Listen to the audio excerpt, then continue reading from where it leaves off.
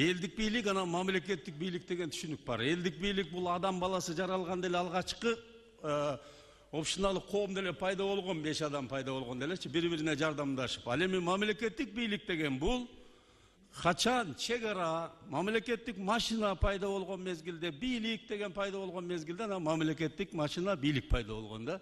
Эми бүгүнкү күнгө чейин адам баласы ошол элдик бийлик менен мамлекеттик бийликти бири-бири менен мындай органический байланыштырганга идеалдуу бир мамлекеттик түзүлүш бүгүн деле жок.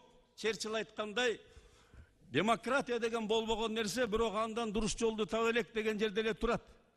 Ошол элдик бийлик менен мамлекеттик бийликти бири-бири менен канаштырып, орду менен алып келген түйүн бул элдик курултай туугандар.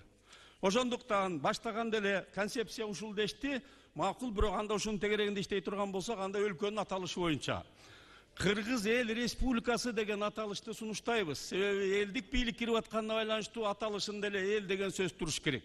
Кыргыз Эл Республикасы, Кытай Эл Республикасы дегенде эле баштаганда эле түз кетиш керек.